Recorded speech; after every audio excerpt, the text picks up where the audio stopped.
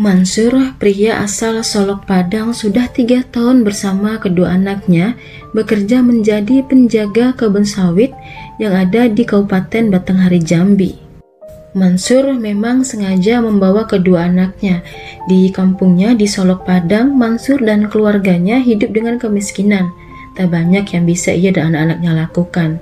Lantaran Mansur yang tak punya pendidikan dan anak-anaknya yang juga berpendidikan rendah.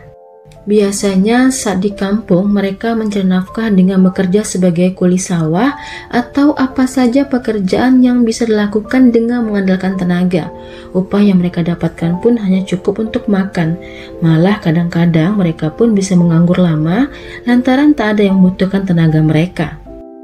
Kondisi ekonomi keluarga mereka semakin parah setelah istri Mansur divonis dokter terkena penyakit jantung. Sebab itulah istrinya itu tak bisa banyak beraktivitas. Demi memperbaiki nasib keluarga dan untuk pengobatan istrinya, Mansur menerima tawaran Dasrul untuk menjaga kebun sawit miliknya seluas 6 hektar bersama kedua anaknya. Tentunya Dasrul menjanjikan upah dari hasil panen sawit dengan perjanjian yang menguntungkan bagi Mansur. Karenanya, Mansur pun mengajak kedua anaknya untuk ikut merawat dan menjaga kebun sawit milik Dasrul. Dasrul mempercayakan kebun sawitnya kepada Mansur lantaran mereka berasal dari daerah yang sama, yaitu Solok, Sumatera Barat. Dasrul sendiri baru 3 tahun investasi sawit. Sebelumnya ia adalah penjual kayu. Namun lantaran ada lahan miliknya terkena ganti rugi oleh pembangkit listrik tenaga mikrohidro Lampung, maka uang ganti rugi itu ia putar menjadi bisnis kebun sawit. Kepada Mansur, Dasrul menjanjikan upah 2 juta per bulan.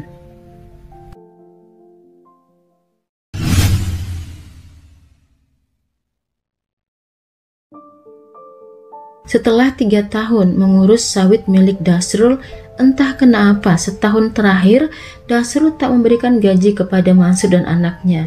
Mansur sendiri bersama anaknya tinggal di barak yang ada di tengah kebun sawit milik Dasrul. Belakangan di tahun 2017 akhir, Mansur dan anak-anaknya sering kehabisan bahan makanan. Hal itu dikarenakan mereka tak diberi upah oleh Dasrul. Sementara itu, jika Dasrul datang ke barak dan bertemu dengan Mansur, ia tak pernah menjawab dengan pasti kapan gaji mereka akan diberikan. Bahkan tak jarang Dasrul mengucapkan kata-kata hinaan kepada Mansur. Meskipun hampir setahun tak dapat upah yang dijanjikan, Dasrul terkadang masih mau memberikan uang belanja untuk dapur Mansur dan anak-anaknya. Namun, itu pun harus diminta terlebih dahulu. Pada tanggal 3 November 2017, Mansur menelepon Dasrul. Di telepon, Mansur mengatakan jika mereka sudah tak punya apa-apa untuk dimasak. Uang pun mereka sudah tak punya, hanya tinggal beras 1 canting saja. Saat itu Mansur mengatakan agar Dasrul datang ke kebun sawit sekaligus membawakan bekal isi dapur mereka. Dasrul pun menjanjikan jika ia akan datang besok. Esok harinya, tanggal 4 November 2017, sore hari, Dasrul datang dengan sepeda motornya. Setibanya di pondok, Mansur menanyakan bekal makanan mereka. Namun ternyata Dasrul tak membawa apapun. Ia malah bertanya pada Mansur, "Memang tak ada uang sedikit pun?" "Mana ada bos, bos kan belum ada kasih uang," jawab Mansur. Lantas, Dasrul berucap kasar pada Mansur, "Masa ndak punya uang untuk beli lauk? Dasar anak buah bengak." Sambil menewar kepala Mansur dan memberikan uang 25.000 saja. Mansur lantas pergi berjalan kaki ke warung desa untuk membeli belanjaan dapur. Saat itu Dasrul juga menitipkan agar dibelikan sesuatu.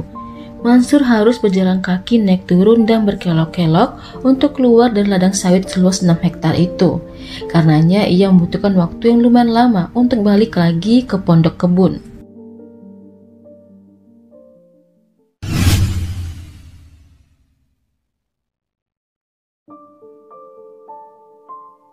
Sesampainya di pondok, Dasrul kembali memarahi Mansur lantaran lama kembali. Mansur saat itu menjelaskan jika ia pergi berjalan kaki dengan kondisi lahan yang naik turun dan berbelok-belok.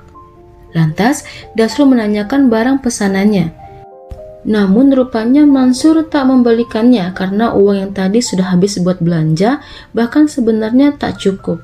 Mendengar jawaban Mansur begitu, Dasrul lantas menghardik Mansur. Mansur tentunya sakit hati dengan semua perlakuan Dasrul pada dirinya dan anak-anaknya. Saat memasak makanan, pikiran Mansur dirasuki dendam. Memang jauh hari sebelumnya Mansur sempat kepikiran jika ia akan membunuh Dasrul jika gajinya tak juga dibayarkan.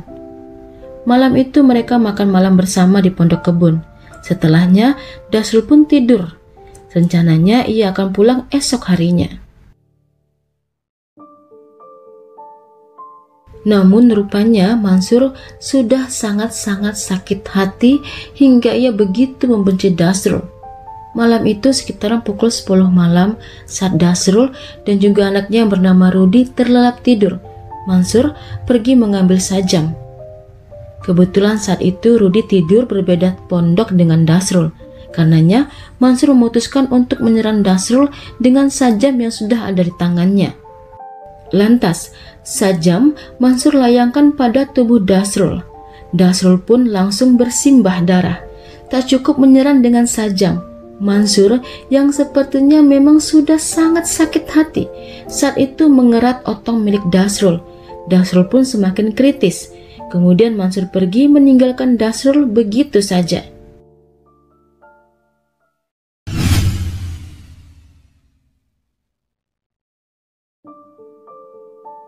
Mansur lantas membawa potongan otong Dasrul ke dapur. Kemudian ia memasak air di wajan dapur. Sementara potongan otong Dasrul ia iris kecil-kecil. Setelahnya ia masukkan ke wajan untuk direbus. Ia juga masukkan bawang, cabai, dan garam. Setelah beberapa waktu masak otong tersebut, Mansur lantas mengambil nasi dan kemudian memakan nasi dengan otong Dasrul yang sudah dimasaknya tadi. Sehabis makan semuanya, Mansur lantas menemui Rudi anaknya yang masih tidur. Saat itu sudah hampir subuh. Berikut obrolan Mansur dengan anaknya Rudi. "Ada apa, Pak? Udah gak usah banyak cerita, ikut saja bantu Bapak." Rudi lantas mengikuti Mansur. Saat melihat kondisi Dasrul, Rudi pun sempat istighfar. "Astagfirullah, apa ini Pak? Bapak buat apa? Udah jangan banyak cerita, kau diam aja, bantu Bapak menguburnya."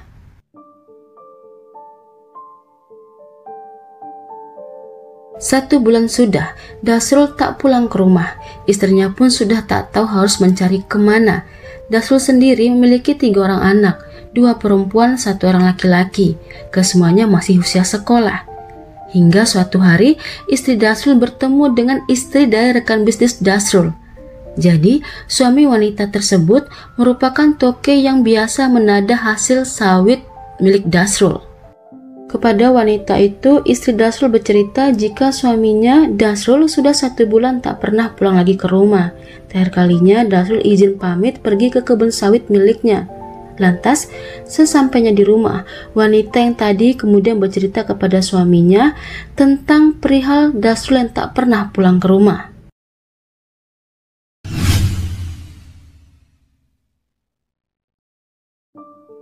Memang selama 3 tahun berbisnis sawit dengan Dasrul, pria yang biasa dipanggil John ini jarang bertemu Dasrul. Biasanya ia selalu bertemu dengan Mansur saat menadah hasil panen kebun. Bahkan uang pembeliannya ia bayarkan kepada Mansur. Lantaran penasaran, pada tanggal 7 Desember 2017, John lantas pergi ke kebun sawit milik Dasrul. Di sana ia tak bertemu dengan siapa-siapa. Pria itu lantas berkeliling sekitaran pondok. Sekitaran pukul 2 siang, kurang lebih 500 meter dari pondok, ia mencium bau tak enak. Saat itulah ia melihat ada gundukan sampah yang mencurigakan yang berada di pinggir sungai. Bahkan saat didekati, gundukan itulah yang menjadi sumber bau. Saat diperiksa, di saat itu pula lah John melihat sesosok jasad manusia. Lantas, John pergi bergegas melaporkan apa yang sudah ia temukan. Penemuan jasad manusia itu lantas dilaporkan ke Polres Batanghari. Setibanya petugas, jasad kemudian dibawa ke RSUD Hamba Muara Bulian untuk otopsi. Dari pemeriksaan jasad dipastikanlah jika jasad tersebut adalah milik Dasrul. Dengan kondisi jasad yang penuh luka tajam, ditambah lagi ada organ tubuhnya yang hilang, bisa dipastikan jika Dasrul dibunuh.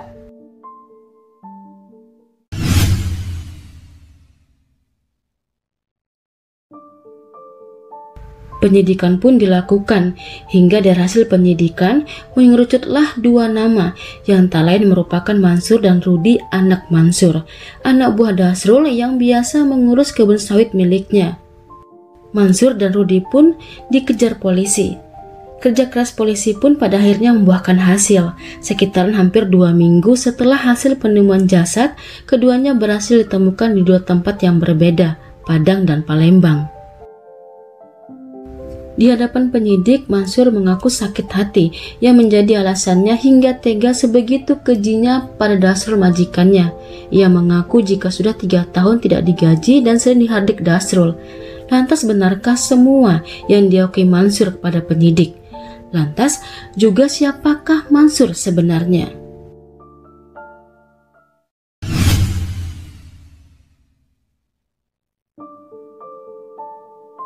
Mansur berasal dari Solok, Sumatera Barat. Di kampungnya Mansur bekerja serabutan, hanya tenagalah yang bisa ia gunakan untuk mencari uang. Mansur ternyata punya catatan kriminal di sana. Masa di kampung ia pernah curang saat dipercayai menjaga ternak tetangganya. Ia jual ternak milik tetangganya namun uangnya tak disetor. Atas perbuatannya itu Mansur ditahan di rutan Solok Selatan. Namun 15 hari ditahan, entah bagaimana ia bisa kabur dan lari ke desa Tidar Kuranji, Kabupaten Batanghari Jambi. Nantinya di sanalah ia bertemu dengan Dasrul. Saat di persidangan terungkaplah fakta jika ternyata Mansur belakangan mengkhianati Dasrul. Mansur ternyata tak menyetor uang dari John dengan jujur. Sebagian hasil penjualan sawit sering diambil oleh Mansur. Jadi mungkinlah sebab itulah Dasrul bersikap buruk kepada Mansur dan anaknya. Sementara itu, dari hasil pemeriksaan psikologis, Mansur dianggap masih waras. Akhirnya pengadilan menyimpulkan jika motif Mansur mengkhianati Dasrul karena ia ingin menguasai kebun sawit milik Dasrul. Atas perbuatannya, jaksa penuntut umum menuntut tersangka hukuman mati. Lantas pada tanggal 3 Mei 2018, Hakim Pengadilan Negeri Muara Bulian menjatuhkan vonis seumur hidup untuk Mansur. Sedangkan untuk Rudi lebih ringan, lantaran Rudi hanya membantu Mansur menyembunyikan jasad korban.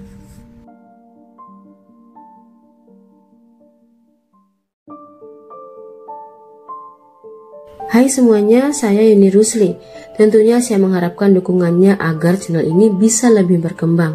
Karenanya, saya mengharapkan kritik dan sarannya. Kalau begitu, sampai di sini dulu kisah dan cerita kali ini. Terima kasih sudah menonton. Sampai ketemu di kisah dan cerita lainnya.